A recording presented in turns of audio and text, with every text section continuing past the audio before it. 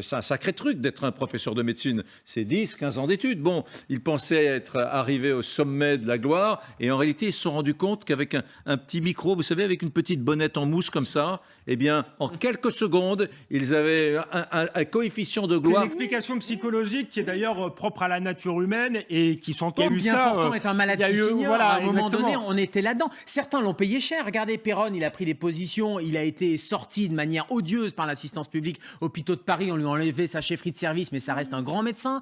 Jean-François Toussaint qui a pris des positions qui aujourd'hui, juin 2021, il avait raison quand il disait ça. En octobre, écoutez, on a une épidémie saisonnière, etc. Il a été sorti par les médias. Pourquoi? Parce que là aussi, il y a un mea culpa à faire médical, mais journalistique. Est-ce que vous avez invité les bons? Est-ce que ces gens étaient conflictés ou pas conflictés? Est-ce qu'ils étaient aux manettes réellement avec les malades ou pas? Est-ce qu'ils n'ont pas participé à la paupérisation du système? Tout ça, c'est des choses qu'il faudrait reprendre un peu à froid. Et moi, je voudrais rendre hommage à deux catégories. Un, c'est autre chose que des médecins, c'est tout le personnel paramédical, parce qu'eux, ils étaient au front, ils ont été pris pour des pions, on les a pris à un endroit, on les a mis dans un autre, on les a déplacés d'une région à une autre. Et la deuxième catégorie, c'est les médecins généralistes qui ont soigné et on ne les a absolument pas entendus. Vous avez vu des généralistes sur les plateaux? Il y en a 100 000 en France, ils soignaient les gens, ils leur donnaient des saturomètres, ils les hospitalisaient, ils les géraient à domicile. Et ces gens-là, c'est eux qui ont pris le plus de volume en termes de prise en charge. Oui, on les a pas entendus. Pardon de dire que cette crise sanitaire, un jour, il faudra prendre le temps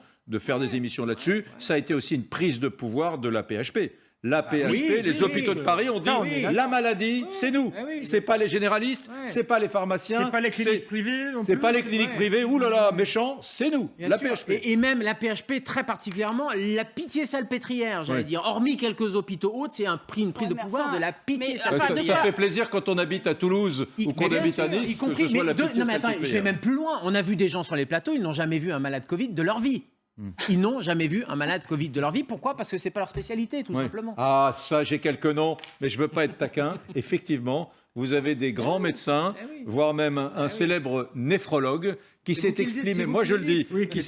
Un néphrologue, c'est quoi la néphrologie? C'est le rein. C'est le rein. Donc, on a vu un spécialiste du rein s'exprimer abondamment et peut-être même plus que des spécialistes d'infectiologie sur la maladie. Depuis 2007, il y a une loi, un décret, une loi transparence anti-cadeau des relations avec l'industrie pharmaceutique. Et il n'y a pas de mal à travailler avec l'industrie pharmaceutique, mais il faut mettre ses liens d'intérêt, notamment quand on parle de médicaments.